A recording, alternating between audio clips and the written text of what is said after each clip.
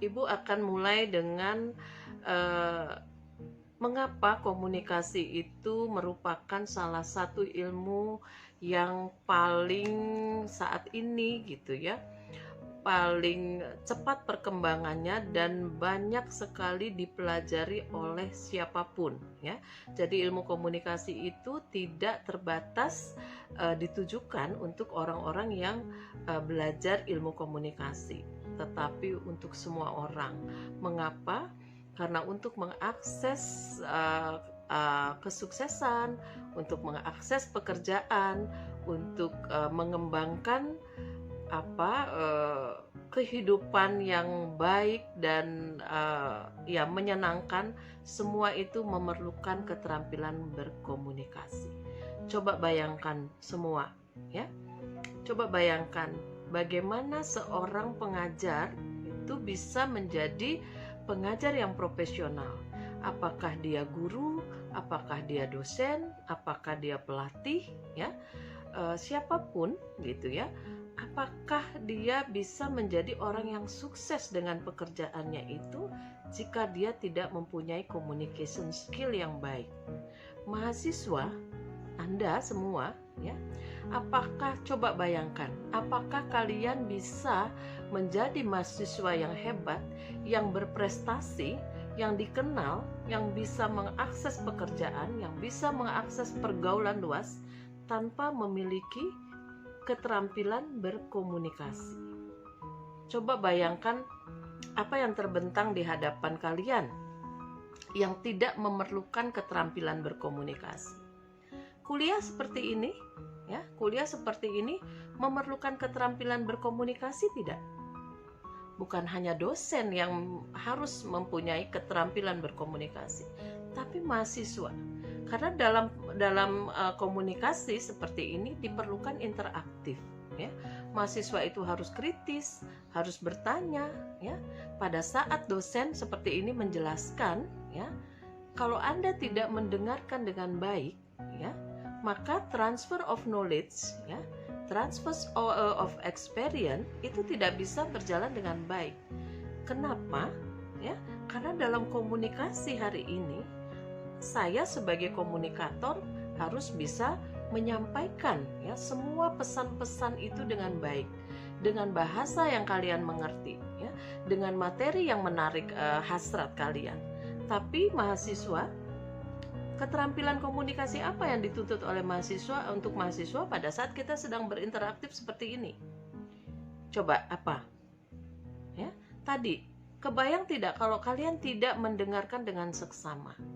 Karena itu ya, karena komunikasi, keterampilan komunikasi itu juga terdapat ya, justru yang paling penting, the importance of communication in ya, ada pada listening skill, kemampuan mendengar. Kalau Anda tidak punya kemampuan mendengar, maka kacaulah jadi mahasiswa itu ya. Selain kemampuan mendengar, kalian juga harus punya kemampuan berkomunikasi ya. Komunikasi yang seperti apa ya? Coba lihat mahasiswa berprestasi itu mahasiswa yang bisa membuat paper-paper yang bagus, yang mengikuti berbagai ini ya, kesempatan. Nanti kalian ingat banyak sekali tawaran bagaimana menulis paper yang baik ya, diperlombakan ya.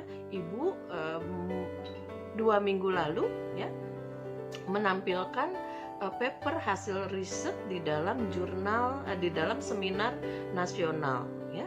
Nah, di sana ibu harus mempresentasikan dalam waktu yang 10 menit mempresentasikan hasil riset, dan alhamdulillah ibu mendapat predikat the best paper ya. Hadiahnya itu paper ibu akan dipublish di Jurnal Nasional Terakreditasi Sinta II dan mendapat hadiah ya. Hadiahnya berbentuk uang ya. Nah, itu dia buah dari keterampilan berkomunikasi. Mahasiswa harus seperti itu ya. Nah, secara umum ya, orang-orang itu mengartikan komunikasi dengan sangat sederhana ya. Secara umum, orang-orang umum kalau kita tanya apa sih komunikasi? Ya komunikasi itu adalah ya bagaimana kita menyampaikan gagasan kepada orang ya melalui channel tertentu ya, yang penting dia ngerti, saya ngerti, sudah ya. Jadi sederhana sekali ya. Tapi kita ilmuwan komunikasi harus paham filosofi ya. Filosofi apa itu komunikasi ya. Jadi komunikasi itu tidak sesederhana yang dipahami orang awam ya. Karena komunikasi itu menyimpan kekuatan yang demikian besar. The power of communication ya. Mengapa? Kalian ingat lagi ya, bahwa selalu Ibu sampaikan bahwa jika orang ingin sukses, jika orang ingin diakui, jika orang ingin eksis ya, maka dia harus pandai mengatakan itu pada dunia. Ya, karena itu dia harus, siapapun yang ingin sukses, dia harus memiliki ilmu untuk mendapatkan communication skill yang memadai. Anda bayangkan seorang dokter yang tidak mampu berkomunikasi. Bisakah seorang politikus itu menjadi politikus yang dikenal ya tanpa keterampilan komunikasi? Seorang pengacara, guru, dosen, artis ya. Jadi semua orang yang dikenal itu rata-rata harus dapat mengandalkan ilmu komunikasi atau keterampilan berkomunikasi. Nah itu tadi ya. Jadi ilmu komunikasi itu dipandang kadang ya di masyarakat awam itu sebagai sesuatu yang sederhana. Padahal tidak sesederhana itu mempelajari ilmu komunikasi ya. Nah, karena kebanyakan orang tidak paham betapa pentingnya komunikasi dan apa yang dapat kita peroleh dengan kekuatan komunikasi, maka itu kita lihat di dalam masyarakat begitu banyak persoalan yang muncul karena kesalahan komunikasi. Dan begitu banyak ya, karena begitu banyak persoalan yang muncul berkaitan dengan tidak efektifnya komunikasi, maka begitu banyak persoalan yang seharusnya bisa dijelaskan dengan komunikasi.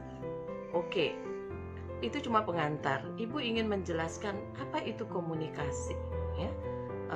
Sudah Ibu sampaikan pada kalian ya di dalam bahan ya. Saya ingin kita paham benar-benar apa itu komunikasi. What is communication? Itu yang harus kita jawab ya. What does it mean to you? Ya. Bagaimana pemahaman kamu tentang komunikasi ya. Ini ada satu pernyataan tentang komunikasi karena begitu banyak definisi-definisi tentang komunikasi yang disampaikan oleh para pakar ya. Jadi ratusan itu ya, karena setiap orang melihat dari perspektif yang berbeda.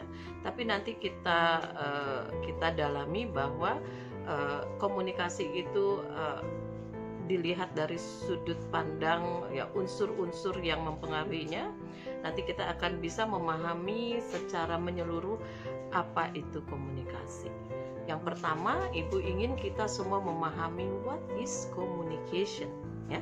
Jadi communication is the process of communication is what allow us to interact with other people. Without it, we would be unable to share knowledge or experience with anything outside of ourselves. Common form of communication includes speaking, writing, gesture, thoughts, and broadcasting. Itu ya, kira-kira bisa dipahami bahwa komunikasi adalah ya, sebuah proses komunikasi itu adalah bagaimana kita berinteraksi dengan orang-orang di luar kita, yang mana ya, without it, tanpa itu ya, kita tidak mampu mempertukarkan ya, sharing knowledge or experience ya, pengalaman, pemahaman, pengetahuan ya, kepada orang-orang di luar kita ya, yang mana secara umum komunikasi itu termasuk seperti ini ya, bagaimana kita berbicara, bagaimana kita writing, menulis, gesture, and broadcasting. Ya, paham ya? Jadi itu makna dari komunikasi yang sangat dalam, bahwa tanpa komunikasi kita tidak mampu mempertukarkan pengetahuan dan pengalaman kepada orang di luar kita, ya.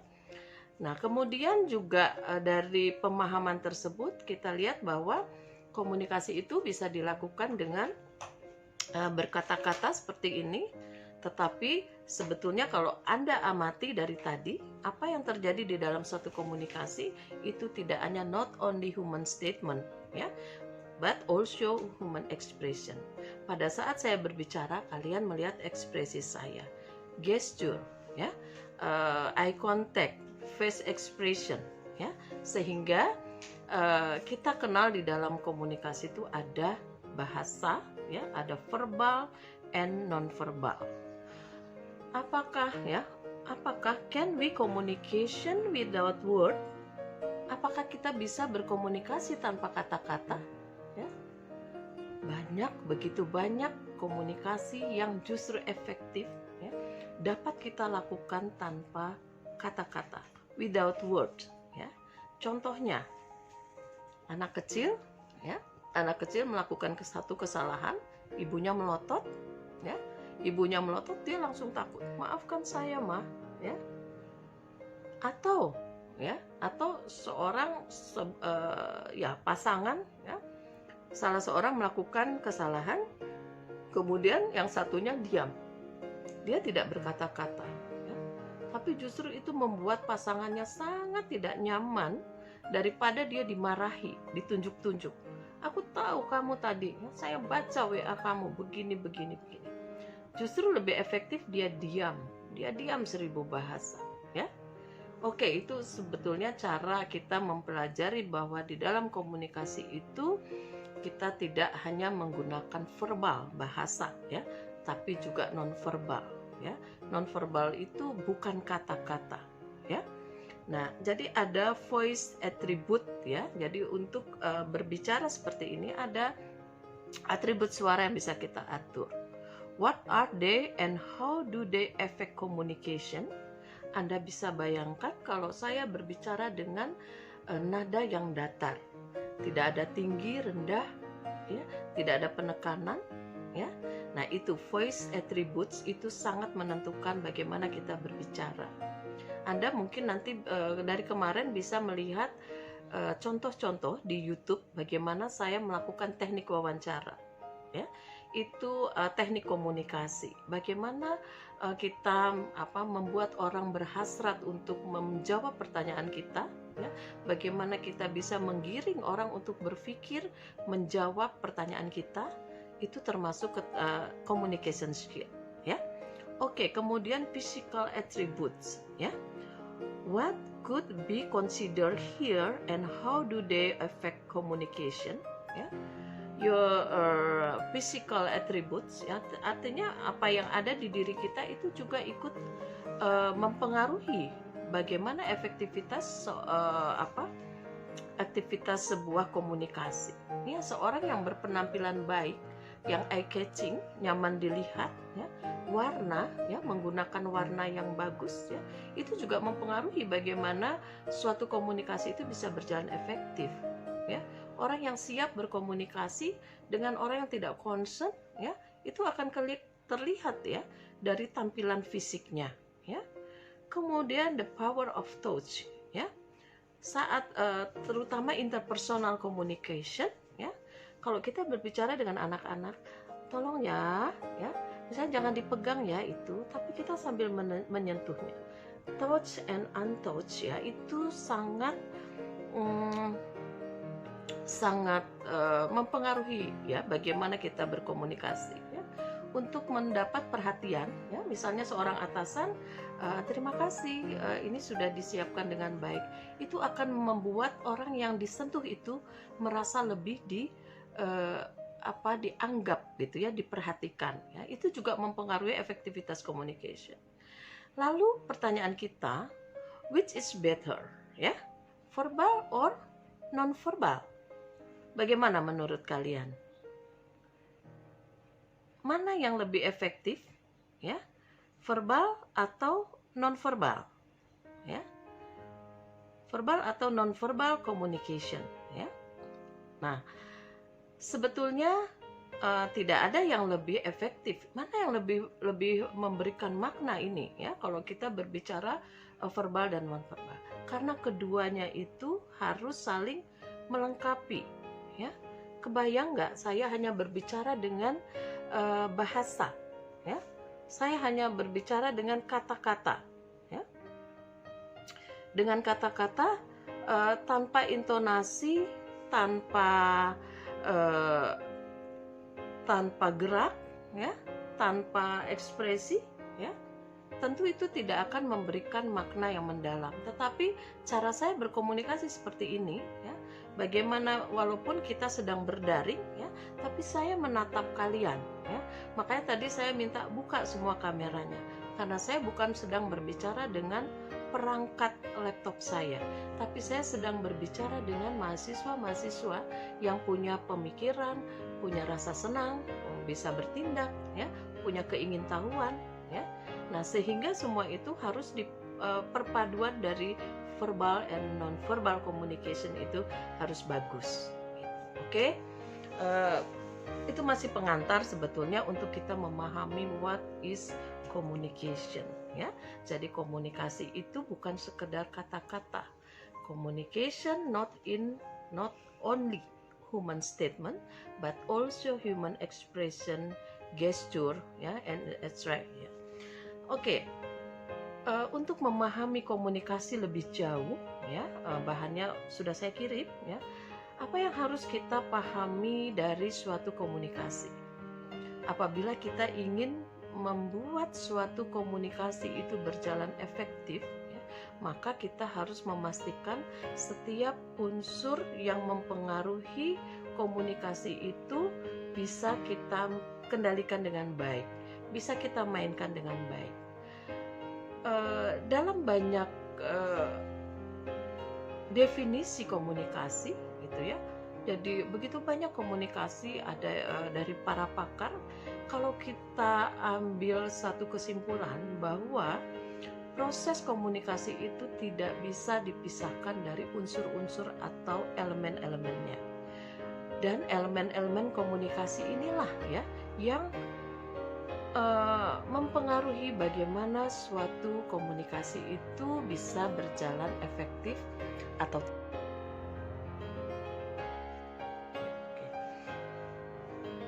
Oke, kita lanjut.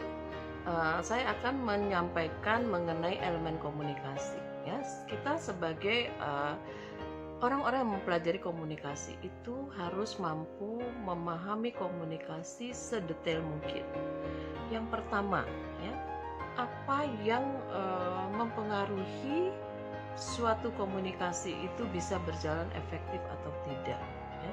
Elemen yang pertama adalah people, orang, ya, karena yang sedang kita pelajari ini adalah human communication. Kita tidak mempelajari komunikasi yang lain, ya. Yang lain itu ada binatang bisa berkomunikasi, ya, alam bisa berkomunikasi, ya, alam bisa berkomunikasi, ya. Kalau alam itu sedang marah, ya, dia akan menunjukkan kemarahannya pada manusia. Jika kita memperlakukan alam itu dengan tidak baik, alam juga akan merespon itu dengan tidak baik. Tapi hari ini yang sedang kita pelajari adalah human communication, komunikasi manusia. Karena itu elemen atau unsur pertama yang kita pelajari di sini adalah manusia, ya. Komunikasi, ya, dalam satu komunikasi antar manusia, ya, human communication itu kita akan terlibat dengan orang lain, ya. Jadi komunikasi antar manusia itu pasti melibatkan orang. Kemudian komunikasi antar pribadi, apakah itu kelompok kecil, apakah itu publik, itu selalu berlangsung di antara manusia. Ada sender, ada receiver. Seperti sekarang ini, saya sender, Anda receiver, ya. Sender and receiver secara bergantian itu merupakan individu-individu yang memberi dan menerima pesan, ya. Jadi ini nih posisi bahwa elemen pertama itu adalah people atau manusia atau orang, ya. Karena dalam komunikasi itu ada interaktif antara sender and receiver, di mana di dalam sebuah dialog mereka selalu bertukar pesan, ya. Ada sometimes seorang itu menjadi sender, tapi pada saat Anda bertanya, Anda yang jadi sender, saya menjadi receiver. Ketika kita berkomunikasi dengan satu atau sejumlah orang, maka kita serempak mengirim dan menerima pesan sebetulnya.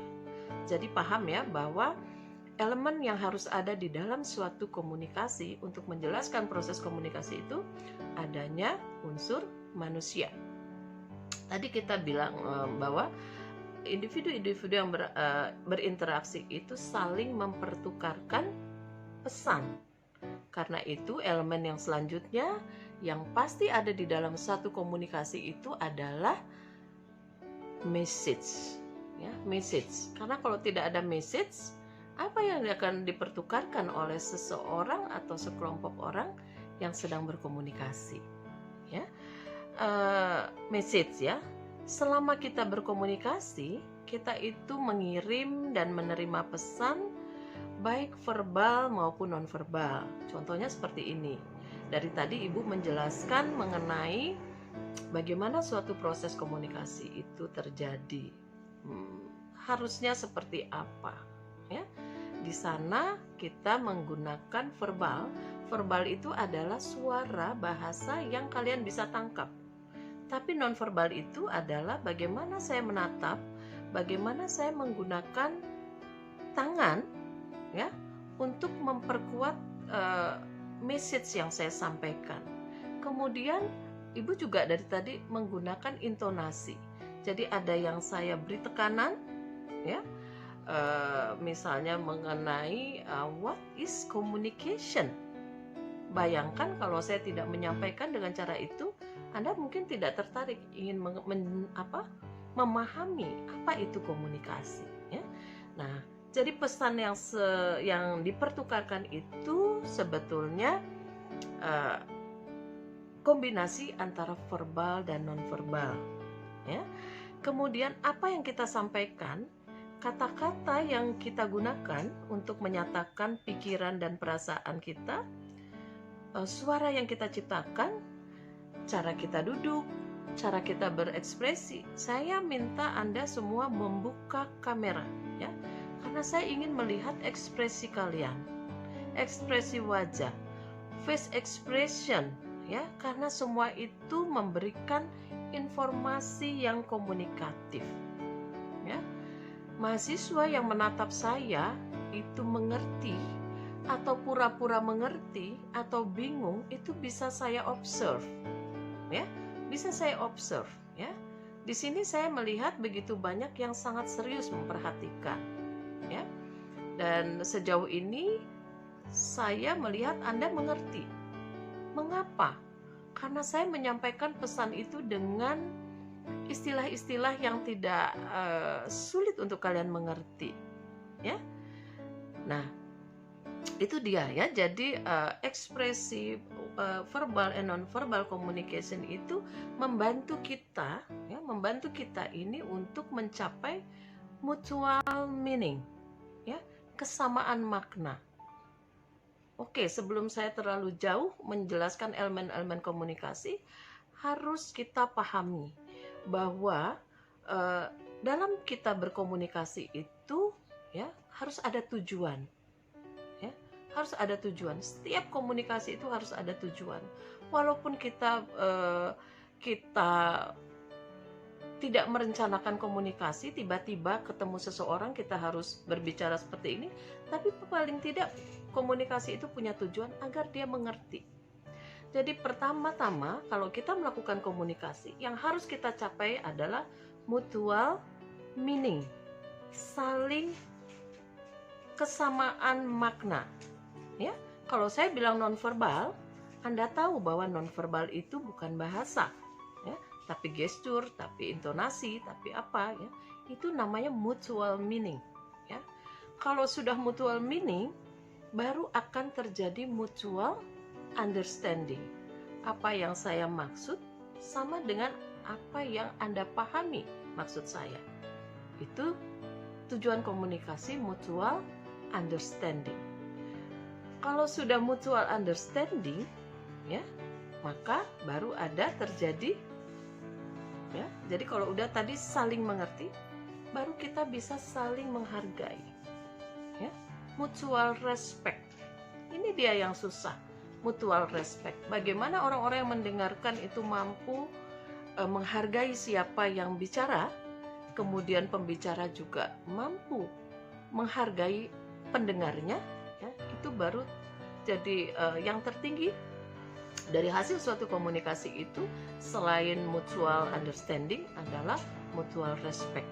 Oke, kita balik lagi ke elemen komunikasi, ya. Oleh karena itu tadi begitu pesannya pentingnya pesan, karena itulah yang kita pertukarkan, ya. Maka pesan itu adalah isi dari tindak komunikasi. Tidak ada komunikasi yang bisa dilakukan tanpa mempertukarkan pesan, ya. Oke, Ibu mungkin pernah menjelaskan bahwa betapa pentingnya komunikasi karena tidak mungkin kita berinteraksi tanpa komunikasi. Komunikasi pun sangat penting karena kita tidak mungkin berkomunikasi tanpa interaksi, ya. Jadi selalu ingat betapa pentingnya komunikasi, ya. No communication without interaction. Sebaliknya, no interaction without communication, ya. Jadi itu dia pentingnya komunikasi di dalam kehidupan manusia, karena manusia harus selalu berinteraksi. Interaksi tidak dapat terjadi tanpa komunikasi. Oke, elemen yang ketiga sekarang, ya. Elemen yang ketiga adalah channel, ya. Channel, ya. Tadi ada people, ada orang-orang, kemudian ada pesan. Tapi bagaimana pesan itu sampai kepada mereka yang berdialog, ya? Nah, kita mengirim dan menerima pesan dengan melalui semua indera kita. Semua indera kita. Pada saat kita berkomunikasi, sebetulnya kita menggunakan semua indera. Mata, tangan, ya, rasa. Anda pernah baru berbicara dengan seseorang tetapi Anda merasa ilfeel. Rasanya tidak nyaman. Rasanya kita ingin cepat-cepat mengakhiri komunikasi itu karena kita tidak paham, ya. Ternyata indera kita, ya, indera yang lebih dari 5 indera, six sense kita, ya, kita merasa bahwa dia orang yang tidak tulus, ya. Dia sedang tidak berniat baik, ya. Misalnya seperti itu. Nah, kita sebetulnya dalam berkomunikasi itu tidak sesederhana, bukan hanya kata-kata yang dipertukarkan, tapi rasa, niat baik, goodwill. Banyak hal yang tidak dapat diobserv sebetulnya, tapi dapat kita rasakan. Nah, pesan itu dikirim dan diterima melalui cara-cara verbal dan nonverbal yang disebut dengan saluran atau channel.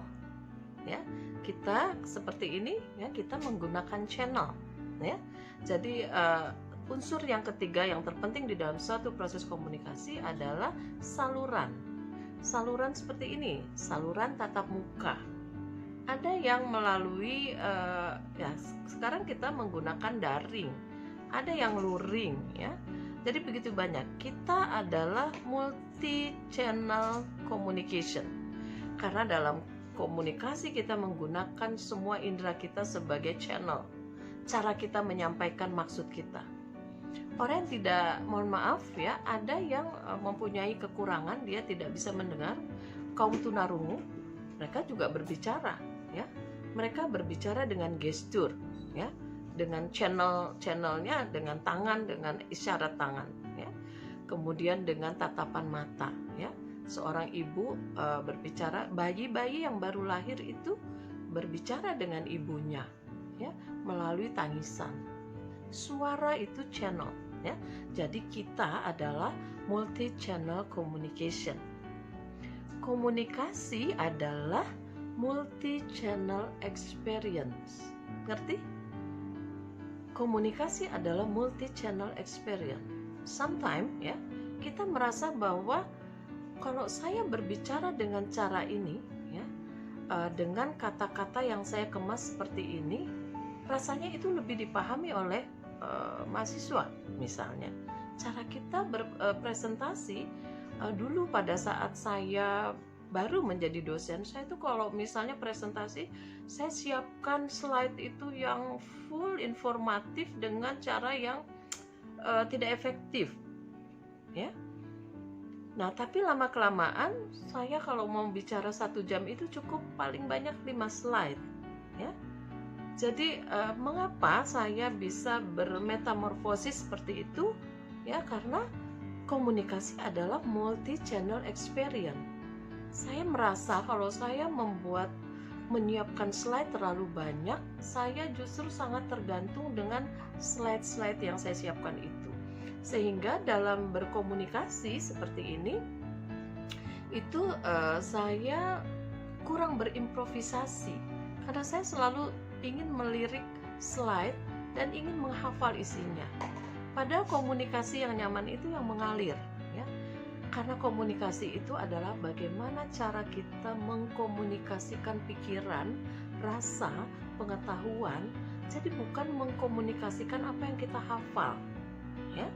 Jadi jelas ya bahwa ingat bahwa komunikasi itu adalah multi channel experience. Semua orang sebetulnya melakukan itu ya. Jadi ada orang yang dia bermetamorfosis ya. Dulu orangnya banyak ngomong, isinya sedikit, tapi lama-lama bicaranya sedikit tapi isinya full of knowledge misalnya ya. Orang-orang selalu bisa memperbaiki caranya berkomunikasi. It's okay, seorang public speaker yang bagus itu bisa dilahirkan, artinya dia punya bakat ya.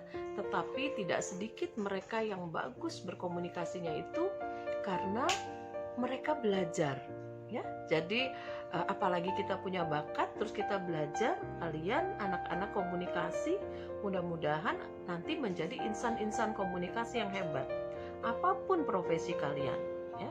Mau kita menjadi marketing, mau kita menjadi diplomat, mau kita menjadi konsultan, semua itu memerlukan communication skill yang mantap gitu ya. Nah, oke. Channel sudah paham ya kalian. Channel itu unsur komunikasi yang bisa kita gunakan untuk memastikan komunikasi yang kita lakukan itu efektif ya. Kita sebenarnya saat ini sedang bereksperience ya. Saya tuh bingung waktu pertama kali pandemi COVID ini terjadi, di mana kita semua tidak siap ya. Kita semua tidak siap, tidak ada guidance untuk para dosen itu bagaimana harus terus melakukan kuliah ya. Melakukan begitu banyak pekerjaan yang hasilnya harus normal tapi tidak dalam keadaan normal seperti sekarang ya. Seperti sekarang kita harus daring ya. Pertama-tama saya begitu tidak nyaman gitu karena merasa bahwa interaksi face to face dan sambung rasa itu tidak terjadi secara baik ya, apalagi kalau salurannya itu bermasalah ya. Jadi seperti ini saya kurang memberikan waktu kepada kalian untuk bertanya, karena setiap kali saya bertanya menunggu jawaban itu pending ya, karena sinyal di tempat saya itu berbeda dengan sinyal di tempat kalian. Jadi mudah-mudahan nanti kita bisa berdialog di dalam kelas ya. Kita berdoa semoga pandemi ini cepat berakhir ya, sehingga kita bisa berkuliah dengan cara daring dan luring yang saling mengisi seperti itu ya. Nah, secara tidak ada sebetulnya bentuk komunikasi yang paling efektif untuk saling mempengaruhi seperti ini ya, selain dengan komunikasi tatap muka ya. Nah, menurut saya tatap muka secara langsung ya itu sangat berpengaruh ya, sangat efektif. Tetapi sekarang kita sedang kita dihadapkan untuk pilihan yang tidak bisa kita atur ya, bahwa kita nggak bisa nih sekarang kuliah luring gitu ya. Nah, oleh karena itu cara saya memberikan kuliah di masa pandemi awal, menengah sampai sekarang itu juga berbeda ya, karena saya terus bereksperimen ya. Terakhir yang penting bahannya saya sudah kasih, kalian sudah baca, nah kita hanya mendalami aja gitu ya. Nah itu itu adalah experience ya. Jadi channel komunikasi kita itu adalah multi channel experience ya. Oke, next kita bahas elemen komunikasi yang juga sangat mempengaruhi bagaimana komunikasi itu berjalan efektif atau tidak ya. Pernah dengar istilah noise ya? Noise adalah sesuatu yang mengganggu ya, atau mendistorsi kemampuan kita untuk mengirimkan atau menerima pesan ya. Jadi nih dalam kita sedang berkomunikasi itu seringkali ada gangguan itu macam-macam. Itu yang namanya noise ya. Noise itu mencakup hambatan-hambatan, suara yang keras ya, aroma yang mengganggu, dan ruang yang panas ya.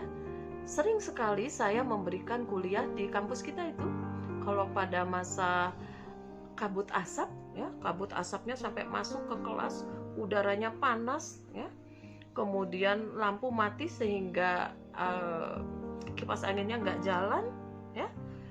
Nah itu sangat mengganggu. Sesiap apapun komunikator ya, saya itu selalu mengupdate bahan-bahan kuliah saya ya.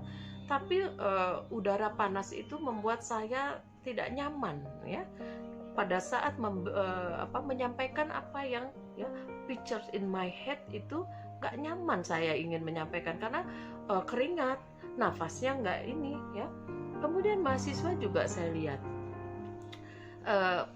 dalam merespon kuliah saya itu mereka ya cuma tidak ada pilihan ya, mereka juga kepanasan, tapi mereka nggak berani minum berkipas-kipas gitu, walaupun sudah ya saya bilang ya buka jendelanya, kalau dibuka asapnya masuk, kalau tidak dibuka kitanya ngap ya. Itu noise itu bisa suara ya. Kadang saya lagi memberikan kuliah tapi kelas lain sudah keluar ya, dan mereka itu sibuk ya, maka konsentrasi saya memberikan kuliah itu pecah. Konsentrasi Anda mendengar juga buyar ya. Itu yang namanya noise. Jadi noise ini adalah salah satu elemen yang mempengaruhi bagaimana efektivitas komunikasi itu terjadi ya. Tadi ya, noise itu bisa mencakup tadi ya, suara keras, aroma yang tidak nyaman. Saya pernah ya ngobrol asik dengan seseorang yang frame-nya nyambung banget ya, pinter sekali dan punya wawasan, tapi mohon maaf udara yang panas mungkin membuat dia kurang.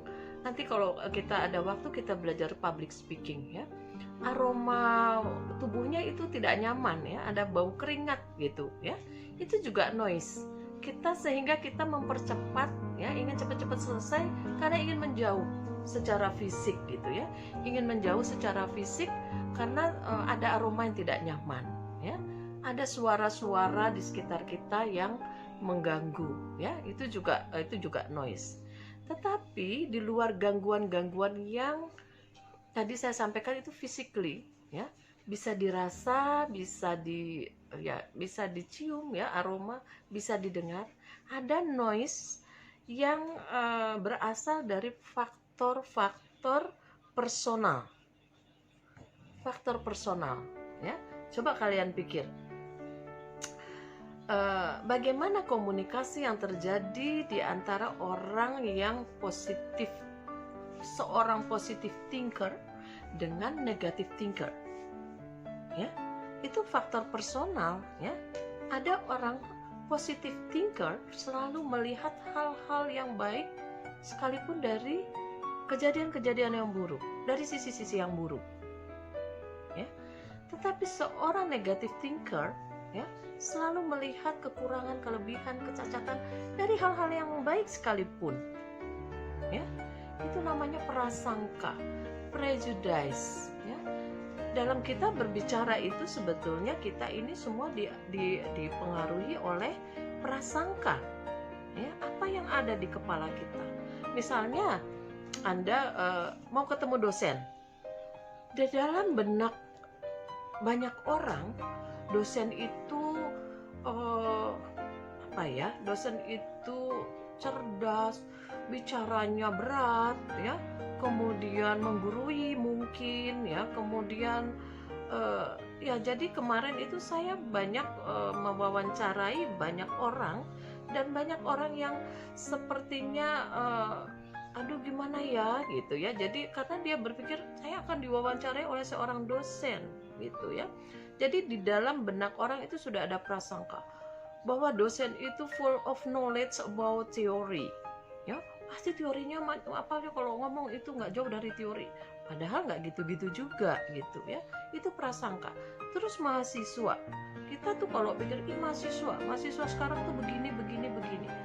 Jadi faktor-faktor itu bisa menjadi hambatan ya. Orang kadang melihat atribut, oh dia ya misalnya berbeda agama, berbeda suku, kita tuh sudah punya persepsi tertentu sehingga kita komunikasi kita itu diwarnai prejudice ya, prasangka ya, perasaan tidak nyaman ya.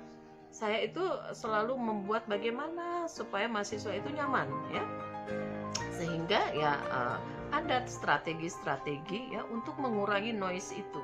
Santai aja ya, makanya saya bilang saya tidak pernah menghukum orang yang tidak pintar atau itu, karena dia bisa belajar. Tapi kalau orang yang attitude-nya tidak baik ya, nah itu saya lebih tidak suka, karena sulit merubah karakter ya.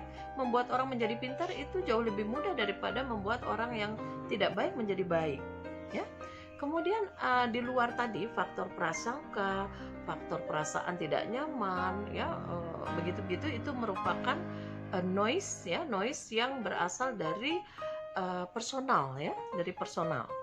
Kemudian suara ya, tadi yang fisik ya, ada orang yang berbicara terlalu keras gitu, sehingga kita tidak concern dengan isi pesannya, tetapi kita bising gitu, annoying gitu, mendengar suaranya aja sudah nggak nyaman, apalagi mendengar isinya ya.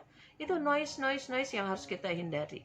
Kemudian ada faktor semantik ya. Faktor semantik ngerti ketidakpastian tentang makna kata-kata yang disampaikan oleh orang lain. Saya misalnya diminta memberikan teknik komunikasi, memberikan selayang pandang komunikasi kepada masyarakat awam, kepada ibu dan wanita, kepada satu kelompok misalnya yang bukan mahasiswa, maka saya tidak akan menggunakan bahasa-bahasa seperti ini. Bahasa noise, prejudice, interaction, ya, channel, people, karena saya harus membuat mereka mengerti ya. Jadi dalam kita memilih kata-kata, choice of word itu sangat mempengaruhi bagaimana pesan kita itu bisa diterima. Jangan pakai istilah berat-berat kalau kita bicara di masyarakat ya. Kalian bisa mengobserve beberapa YouTube saya saat saya melakukan kegiatan stakeholder mapping. Saya nggak menyebut stakeholder mapping kepada semua informan saya, tapi saya mengatakan pemetaan pemangku kepentingan. Di sana yang sedang saya bahas adalah public acceptance, tetapi saya harus menyebut itu sebagai penerimaan publik. Ya, jadi itu choice of word itu sangat mempengaruhi bagaimana orang bisa mengerti kita. Jadi jangan menggunakan kata-kata yang multi interpretasi ya. Jadi maksudnya apa sih dia ngomong seperti ini gitu ya, maksudnya apa ya dia itu komunikator itu menyampaikan ini, jangan sampai seperti itu. Jadi kalau kalian ingin menjadi komunikator yang baik, tadi sudah bisa ya, harus menghindari noise ini, harus diminimalisir ya. Suara itu adalah anugerah Tuhan ya. Ada orang yang memang suaranya merdu, suaranya indah, ya, itu nggak bisa dibeli. Tetapi kita bisa mengatur suara yang bagaimanapun yang Tuhan berikan kepada kita dengan intonasi, dengan ritme, dengan keras dan lembutnya. Ya. Kalau Anda dikasih mic, ya, kita harus lihat. Kalau kita berada di ruangan yang besar, yang audiensnya banyak, ya, mungkin kita bisa sedikit mendekatkan mic-nya kita. Tetapi kalau ruangannya kecil, ya, mungkin kita agak jauhkan seperti ini, ya. Nah, itu cara-cara, sebetulnya strategi kita untuk mengurangi noise tadi, ya. Jadi hambatan-hambatan dalam komunikasi, ya. Dan saya pikir semua orang kalau mau belajar, kalau mau mikir, dia bisa menjadi good presenter, dia bisa menjadi good speaker, ya. Oke, paham ya? Faktor-faktor semantik itu juga mempengaruhi, ya.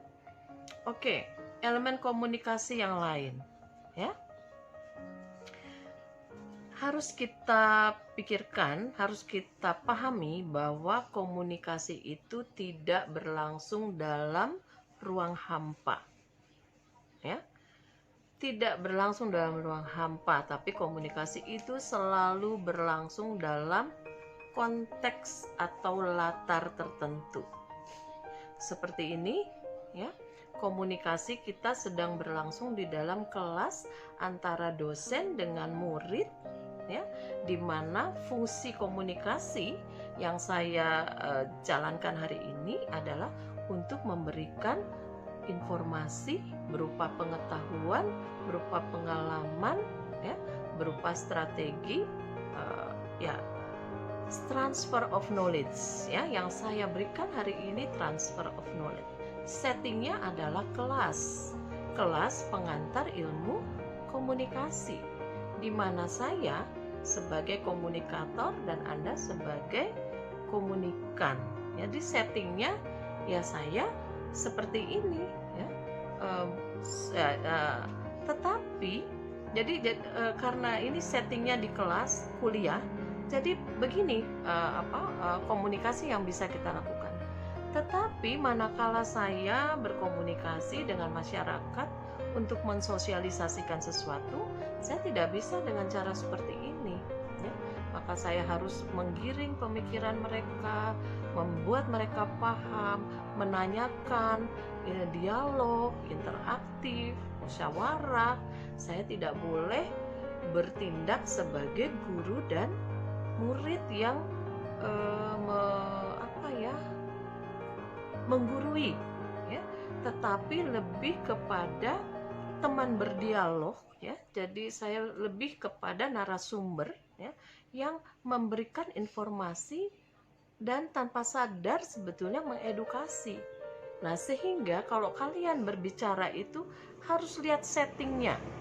Ini berbicara dengan orang tua. Mau kita lebih pintar, mau kita lebih banyak pengetahuannya, tetapi saat berbicara dengan orang tua, gestur kita itu seperti apa? Ya, cara kita menatap, ya, cara kita memilih kata-kata itu tentu berbeda. Anda bicara sama teman, sama bicara dengan dosen, sama orang tua, sama pacar, sama anak kecil, itu berbeda. Kenapa? Karena settingnya berbeda. Ingat bahwa komunikasi itu tidak berlangsung dalam ruang hampa. Kalau ruang hampa kita bisa ngomong dengan cara yang sama di semua kesempatan dan semua ruang, ya. Tetapi karena komunikasi tidak berlangsung dalam ruang hampa, kita harus melihat konteks, setting. Oke, kita ini dosen, kita ini itu. Tapi manakala kita menghadiri misalnya suatu pengajian, acara pengajian, maka di sana saya harus bersikap, gestur saya itu, ya, harus menghargai penceramah misalnya, ya. Kalian nanti di masyarakat kalau KKN gitu, ya, harus bisa membedakan berbicara dengan teman dengan berbicara dengan masyarakat. Oke, ya. Jadi elemen komunikasi yang terpenting yang mempengaruhi efektivitas komunikasi adalah konteks, ya. Konteks itu bagaimana setting komunikasi yang sedang berlangsung. Kemudian ada satu elemen ya yang tidak bisa tidak gitu ya, juga itu sangat mempengaruhi bagaimana efektivitas suatu komunikasi berlangsung ya. Pernah dengar istilah feedback? Feedback itu apa? Umpan balik ya. Bisa dibayangkan tidak ya, kita sudah berkomunikasi nih, kayak hari ini Ibu sudah 1 jam lebih ya, 1 jam lebih memberikan begitu banyak informasi, memberikan begitu banyak cerita ya, tetapi manakala Ibu tanyakan ya, kalian tidak ada feedback ya, tidak ada umpan balik ya. Saya nggak tahu apakah yang saya sampaikan dari tadi ini menambah pengetahuan kalian, apakah yang saya sampaikan ini dimengerti, apakah yang saya sampaikan ini memotivasi ya. Nah, kalau tidak ada umpan balik ya, maka ya, komunikasi itu ya tidak mencapai tujuannya ya. Jadi harus dipahami, ketika kita berkomunikasi dengan satu orang atau lebih, maka kita harus menerima informasi balik ya. Seperti sekarang ya, saya mulai bisa mengukur feedback ya, mengukur feedback dari kalian ya. Jadi saya lihat ada yang mencatat ya, ada yang sedang mencatat, ada yang mendengar dengan seksama ya, ada yang sambil mikir ya, ada juga sih yang kayaknya cuma dengar aja gitu ya, nggak sambil mikir ya. Nah, itu feedback ya. Kemudian yang terakhir ya, unsur komunikasi yang kita pahami sekarang, yang kita pelajari sekarang, ada efek ya. Efek ya. Pernah dengar itu dari siapa yang 5W plus H itu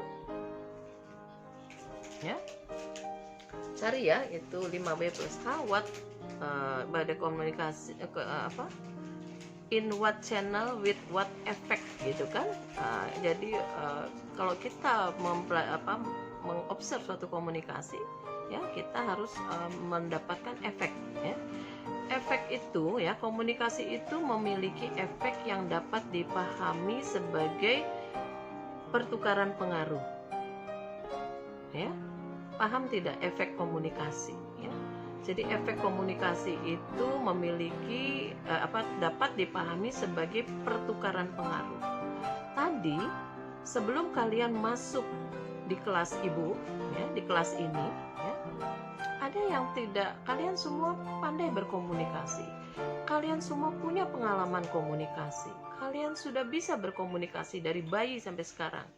Tetapi kalian tadinya tidak paham bahwa kalian itu masih terus belajar tentang komunikasi ya, karena itu tadi ya, channel ya, bahwa indera kita itu sebetulnya membuat kita terus ya bereksperience bagaimana berkomunikasi yang baik. Artinya kan Anda punya pemahaman baru. Tadinya kalian merasa bahwa komunikasi itu hal yang mudah ya, tetapi ternyata hal yang tidak mudah ya. Nah, itu dia efek pada pemikiran, efek afektif ya, afektif. Oh iya, rupanya setelah mendengar penjelasan Bu Neti, komunikasi itu lebih penting dari yang saya pikirkan, karena ternyata komunikasi itu bisa membuat orang menjadi populer, bisa membuat orang menjadi sangat percaya diri, bisa membuat orang menjadi sukses ya. Itu namanya efek afektif ya. Pemikiran kalian sudah berubah mengenai komunikasi. Ini berarti bahwa komunikasi itu selalu memiliki efek terhadap kita dan orang lain yang berinteraksi dengan kita. Paham? Ya? Efek itu ya, jadi selalu memiliki efek ya terhadap kita dan orang lain yang berinteraksi. Kemudian sebuah efek itu dapat bersifat emosional, bisa bersifat fisik, kognitif, dan kombinasi dari ketiganya. Ya, misalnya nih hari ini ada mahasiswa, tadi saya sebut siapa, Mbak Nurul ya, yang dari Fakultas MIPA kalau nggak salah. Setelah mendengar ilmu komunikasi, ikut di mata kuliah ini karena ini kelas merdeka ya, jadinya bahwa oh iya ya, ternyata komunikasi itu merupakan essential thing in life gitu ya, sesuatu yang sangat penting dalam kehidupan karena kita bisa mengembangkan interaksi kita bersama orang lain melalui komunikasi, karena kita bisa mempertukarkan sharing knowledge, sharing experience itu karena ada komunikasi. Kita bisa mempelajari apapun di bawah sinar matahari di dunia ini karena komunikasi ya. Oke, berarti Anda langsung karena pemikiran itu ya, Nurul ini langsung mencintai ilmu komunikasi. Jadi itu tadi efektif ya. Kemudian ini ya, perasaan ya. Dari itu kemudian aspek perasaan. Saya udah seneng, habis ini saya mau membaca begitu banyak lagi buku-buku tentang komunikasi. Saya punya buku tentang individual in society ya, itu juga berbicara mengenai aktivitas interaksi manusia, dan di sana ada bahas komunikasi juga, kalau mau bisa Ibu pinjam. Karena tadi senang dengan ilmu komunikasi, pemikirannya, afektifnya ini, kemudian jadi senang ya. Oh, saya senang dengan ilmu komunikasi. Kalau begitu nanti saya akan sebagai ahli sarjana MIPA, saya ingin menjadi komunikator yang baik sehingga saya nanti bisa men-share ilmu yang saya dapat dari kuliah di Fakultas MIPA itu kepada semua orang yang berada di luar, yang tidak belajar tentang MIPA tapi harus mendapat manfaat yang baik dari ilmu-ilmu saya, karena saya nanti akan menyampaikan itu dengan bahasa-bahasa yang sederhana dan dengan cara-cara yang menarik. Itu dia efek. Jadi efek komunikasi itu bisa merubah pikiran, perasaan, dan tindakan atau perilaku, attitudes and behavior. Itu yang kita bisa pahami dari efek komunikasi ya. Oke, jadi itu adalah elemen-elemen komunikasi yang mempengaruhi kita ya, apakah kita itu mampu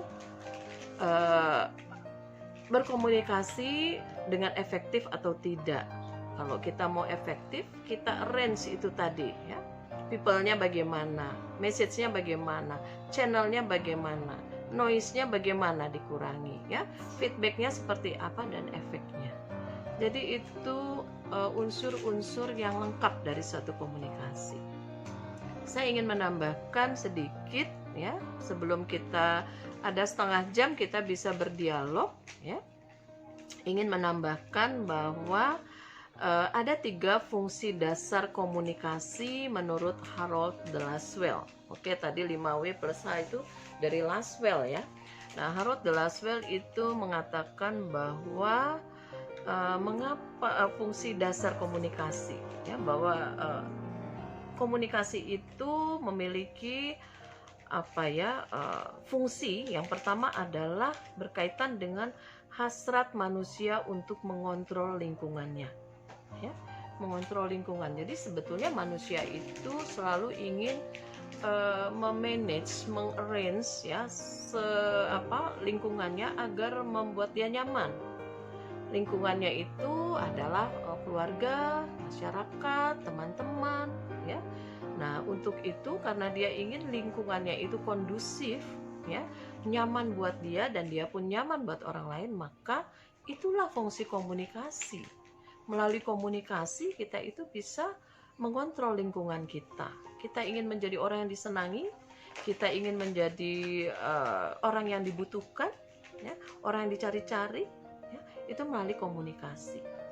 Contohnya sekarang saya sedang sibuk sekali memilih pekerjaan yang saya prioritaskan karena begitu banyak pekerjaan yang datang kepada saya karena saya seorang katakanlah akademi komunikasi, ya, dan itu semua saya lakukan dengan komunikasi.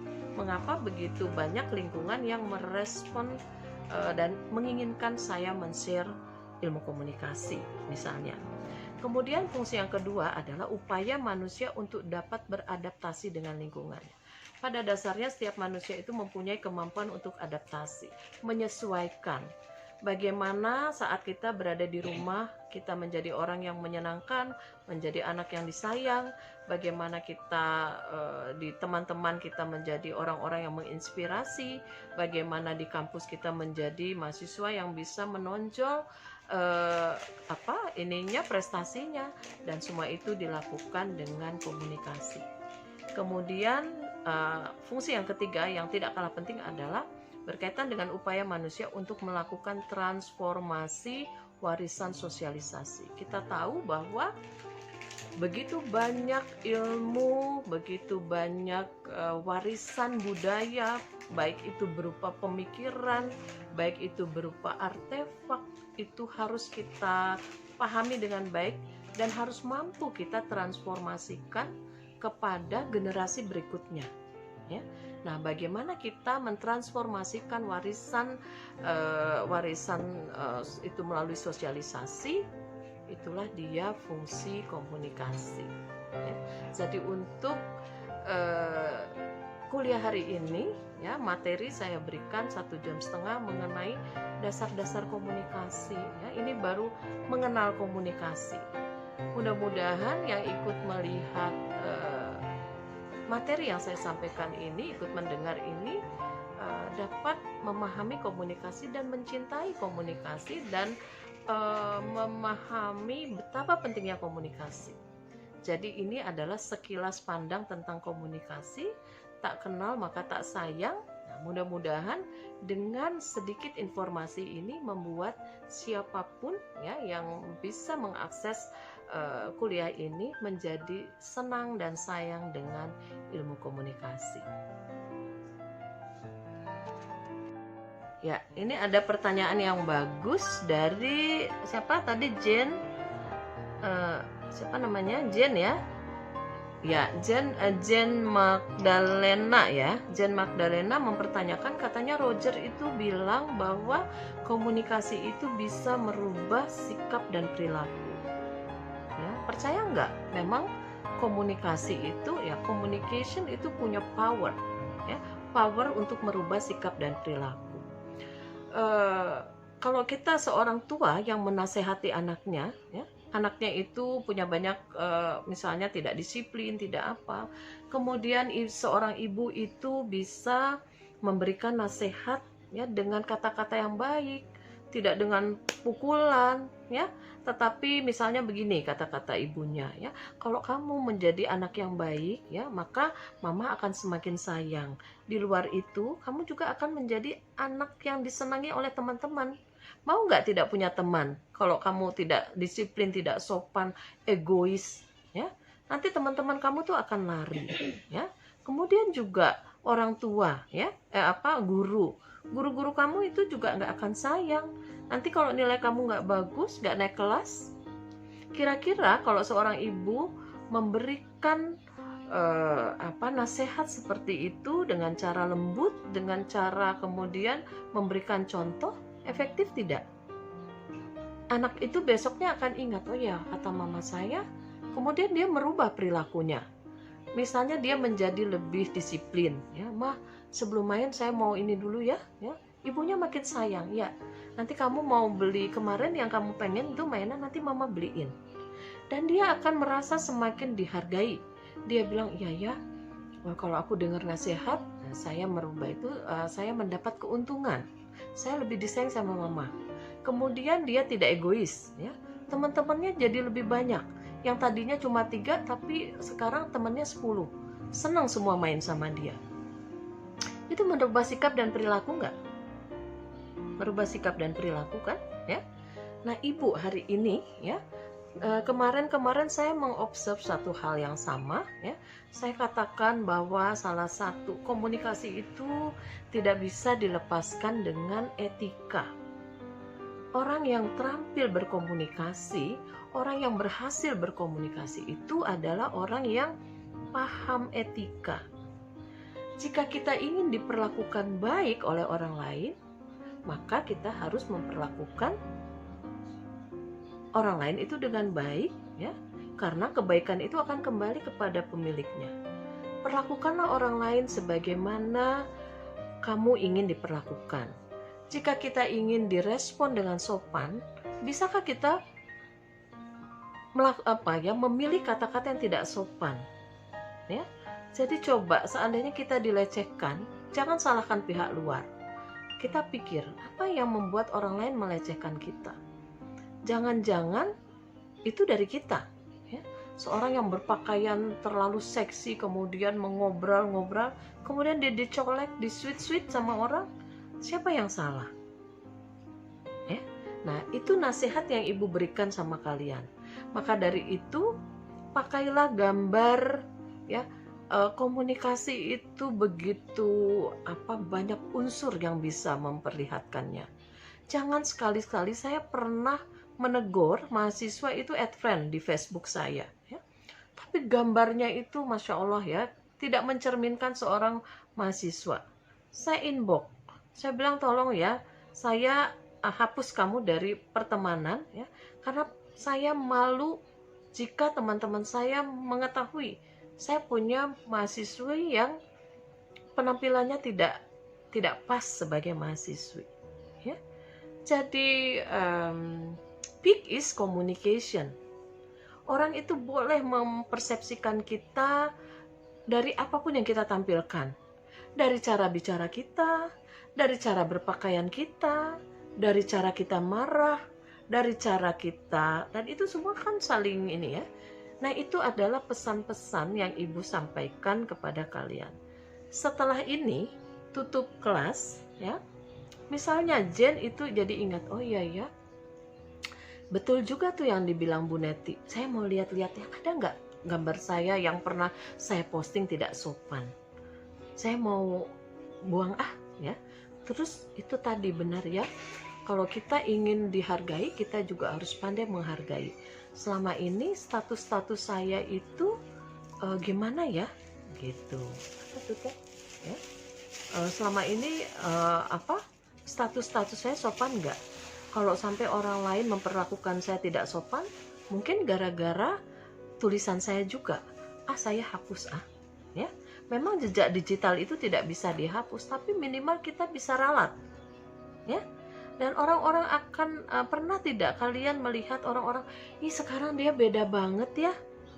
Setelah dia belajar, setelah dia berkomunikasi, setelah dia berinteraksi, yang semua itu intinya adalah komunikasi. Kita berinteraksi itu kan intinya komunikasi. Makanya tadi setelah dia berteman dengan anak-anak yang baik, yang IP-nya tinggi, dia sekarang beda ya. Dia lebih sopan, dia lebih itu gitu ya Jen ya. Nah, jadi itu contoh dari bahwa komunikasi itu powerful. Dia bisa mengubah sikap dan perilaku. Attitudes and behavior salah satunya tuh dibentuk melalui sosialisasi yang berintikan komunikasi terhadap ya, yang berisi nilai-nilai etika perilaku. Gitu. Ada lagi yang mau tanya? Silakan. Kita masih punya 18 menit. Siap. Siapa? Silakan. Saya Natalia mau bertanya. Iya, silakan Natalia. Saya kan tadi ada dengar fungsi dari iya. adalah untuk manusia untuk mengontrol lingkungannya. Iya. Bisa nggak kebalikannya, Bu? Dari komunikasi ini justru manusia kehilangan kendali atau kehilangan kontrol terhadap lingkungannya. Oke, ya. Bagus pertanyaannya ya. Jadi tadi adalah fungsi komunikasi untuk mengontrol lingkungan ya. Jadi kalau kita jadi orang-orang yang kuat, orang-orang yang cerdas ya, harusnya orang yang mampu mengontrol lingkungannya. Tetapi memang nanti kalau masuk di kelas ibu, belajar tentang psikologi komunikasi, kita juga bisa melihat bahwa kekuatan lingkungan itu juga bisa mempengaruhi kita, ya. Jadi teorinya Albert Mead kalau nggak salah itu bisa menjelaskan bagaimana pengaruh perkembangan karakter seseorang dalam step-step usia, ya. Jadi itu tadi memang bisa juga kalau kita tidak kuat sosialisasi nilai-nilai yang kita apa itu yang kita anut, ya, kita pribadi yang tidak kuat, maka kita bisa dikontrol oleh lingkungan. Anak yang baik itu berteman dengan para perokok dan peminum, lama-lama dia mencoba juga.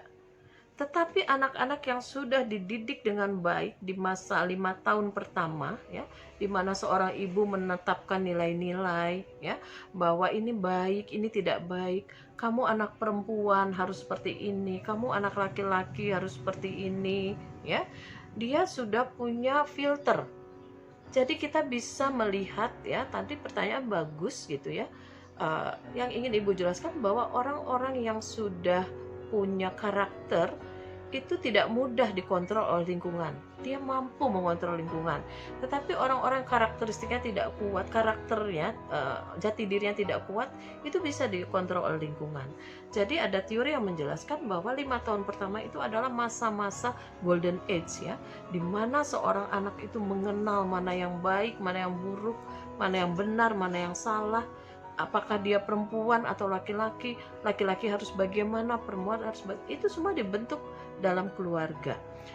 Manakala nilai-nilai atau sosialisasi atau pendidikan dalam keluarga itu dapat dilakukan dengan baik, kalian bisa cek, ya. Ibu misalnya dididik oleh orang tua yang sangat keras, yang harus disiplin, meletakkan barang harus pada tempatnya, main pada waktunya, tidur pada waktunya. Sampai hari ini saya itu tidak bisa misalnya sembarangan, tidak bisa tidak menghargai waktu, ya, karena itu ditanamkan dengan keras. Tetapi kalau sosialisasi di dalam keluarga itu tidak berlangsung efektif, begitu dia sudah sekolah, dia akan bertemu dengan teman sepermainan. Kalau temannya nakal, teman yang suka ngomong kotor, temannya tidak menghargai, kok dia tidak kuat, dia tuh bisa ikut-ikutan. Jadi kadang orang bilang, saya setuju juga, ada yang bilang kalau kita bingung untuk mengetahui siapa dia seseorang, maka kita bisa mengetahui dia melalui siapa temannya dan buku apa yang dia baca, ya, buku apa yang dia baca dan siapa temannya. Hati-hati, karena buku itu bisa mencerdaskan kita, bisa membodohi kita. Kalau baca buku nggak bermutu, maka nggak bermutu juga pengetahuan kita. Kalau teman kita jahat, ya, kalau kita yang baik, maka kita bisa membawa mereka menjadi seperti kita. Ya, kalau saya merasa teman-teman ibu selalu terpengaruh oleh saya. Saya suka handicraft, saya suka menata rumah, saya suka jalan-jalan, saya suka ya santai. Kayaknya banyak yang terikut begitu dibanding saya yang ikut-ikutan orang, ya. Saya tuh tidak pernah membuang waktu banyak untuk berbicara yang tidak bermutu gitu, ya. Karena itu saya hanya merespon beberapa saja komunikasi di dalam grup-grup WhatsApp misalnya, ya. Tetapi saya tidak terikut orang yang sehari-hari hanya bergurau dan sebagainya. Jadi itu ya, siapa tadi, Natalia itu penjelasan ibu, ya. Jadi memang itu fungsi komunikasi, makanya harusnya kita yang mengontrol lingkungan kita harus baik, ya, supaya kita berada di antara orang-orang yang baik, ya. Itu sekedar pandangan dan ini dari ibu, ya, respon dari. Silakan, masih bisa ada yang mau tanya lagi? Terima kasih, Bu. Ya. Mau nanya, Bu. Ya, siapa namanya? Menulis dulu. Siapa? Gita. Talita? Siapa? Gita, ya. Oke, Gita, mau tanya apa, Gita? Ya. Menulis sekali waktu itu menyebutkan tentang komunikasi merupakan niat untuk mempengaruhi sifat orang lain, ya, Bu. Iya. atau berkomunikasi orang lain Ya. seperti mempengaruhi pikiran orang lain. Nah, tapi bagaimana dengan kasus jika mungkin karena dia terlihat terpengaruhi ataupun dia mau mengikuti kata-kata, tapi sebenarnya di dalam diri dia nggak mau, dan dia tetap dengan kepribadian dia sama persepsi dia yang memegang teguh itu. Ya. Itu apakah komunikasinya tidak berjalan secara lancar atau bagaimana ya? Ya, oke, ya. Ya, Gita bertanya bahwa katanya Ibu bilang bahwa komunikasi itu bisa mempengaruhi sikap dan perilaku. Tapi ada kasus bahwa waktu kita berkomunikasi tuh kelihatannya dia manggut-manggut aja gitu ya. Tapi sebenarnya dalam hatinya itu dia tidak setuju, dan bahkan dia tidak melakukan apa yang dia komitmen dengan kita gitu ya. Psikologi komunikasi itu bisa menjelaskan ya, tapi nanti tetap bahwa komunikasi yang efektif, seseorang yang punya kekuatan yang mampu menjadikan komunikasi itu mampu merubah sikap dan perilaku, itulah really itu betul-betul seorang komunikator yang handal ya. Saya banyak sekali bisa merubah pendapat orang, bisa merubah sikap orang karena komunikasi ya.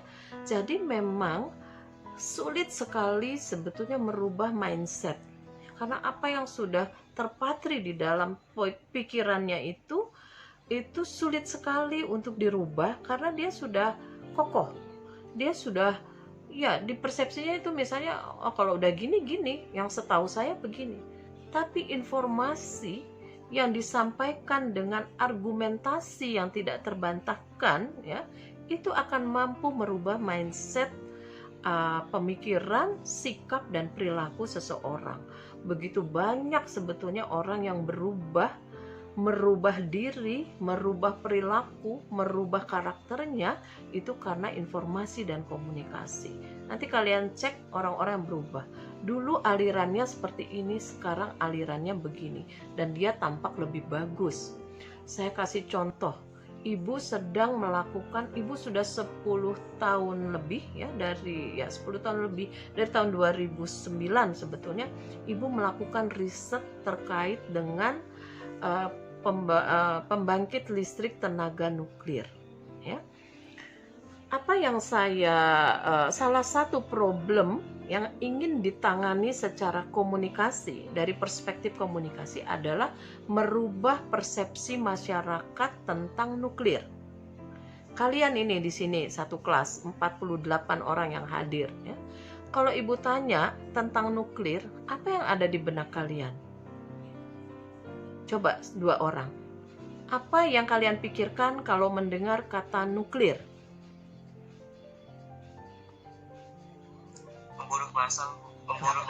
Pembunuh massal. Siapa tuh yang bilang gitu? Komarudin bilang pembunuh massal. Siapa lagi? Yang lain? Ngeri banget kan? Energi apa? Salsabila? Daya pemusnah. Apa tadi? Pembunuh massal dan daya pemusnah. Apa lagi? Apalagi kalau kalian dengar nuklir? Mahasiswa S1 komunikasi. Radiasi, apalagi? Ledakan, apalagi? Ya. Nah, itu kan senjata utama. Kenapa, Sugianto? Bom atom. Nah, apalagi? Nah, coba kalian lihat ya. Kalian observasi bagaimana, apakah mungkin informasi ini bisa merubah persepsi kalian, merubah persepsi dan merubah perilaku ya. Tadi itulah dia persepsi masyarakat kita tentang nuklir. Manakala kita sebut nuklir, kalian mahasiswa tadi bilang pemusnah massal, radiasi, bom atom, apa tadi, ledakan, apa, semua negatif. Itulah dia persepsi negatif masyarakat tentang nuklir. Ibu pelajari mengapa persepsi itu menjadi negatif ya. Ternyata karena informasi yang diserap oleh kalian ya. Kalian cek ya, kalian mengapa bilangnya seperti itu? Karena sama ini kalian membaca di buku sekolah ya bahwa nuklir itu bisa digunakan menjadi bom atom yang pernah menghancurkan Hiroshima dan Nagasaki pada saat Perang Dunia Kedua. Kemudian selama ini kalian lihat di media massa, terutama televisi, bahwa berita-berita seputar nuklir itu adalah menyangkut radiasi, meledak, senjata nuklir, dan lain-lain. Confirm nggak? Itu kan? Nah, karena kalian tidak menambah pengetahuan dan tidak punya informasi lain.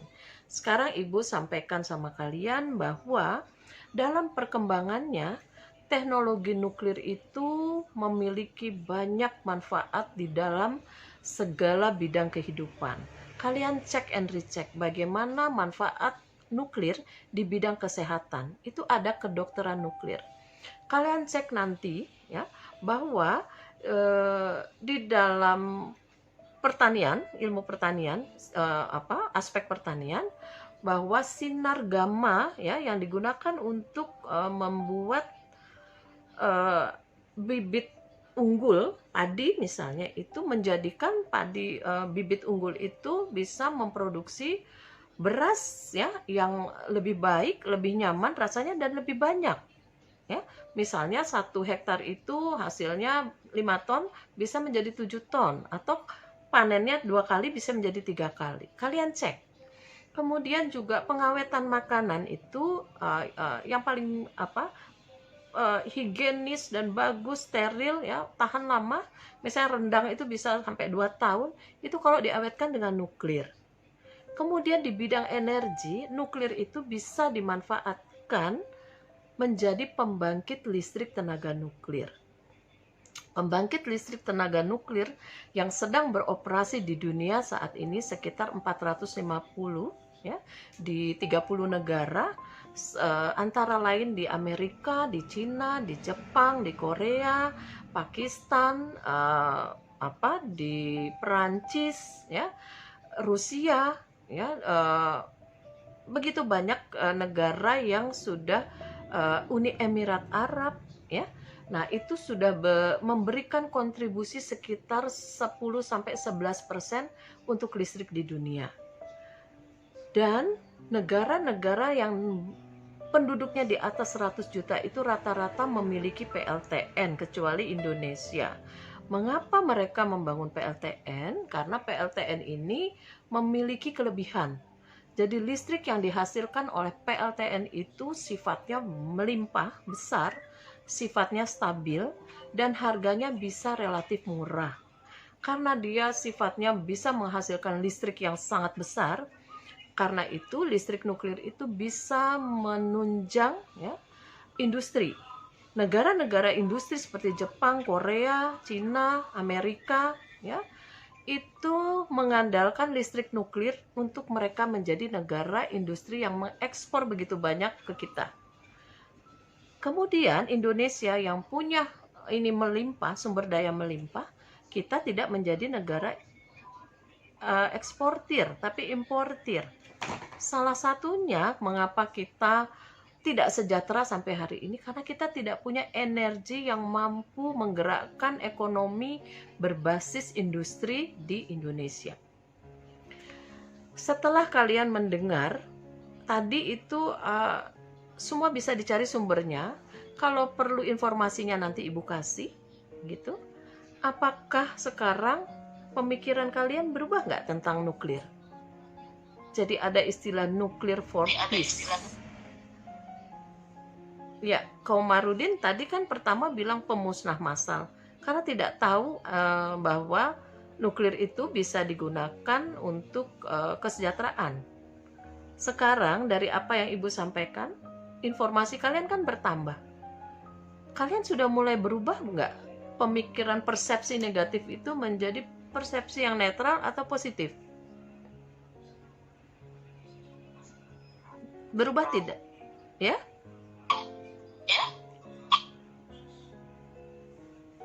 Ya, coba dibuka semua ininya. Berubah tidak? Ya? Berubah. Berubah kan? Ya, apalagi semua berubah. Berubah karena apa? Oh ya, saya baru tahu gitu ya, bahwa nuklir itu bukan sekedar untuk bikin bom, ya.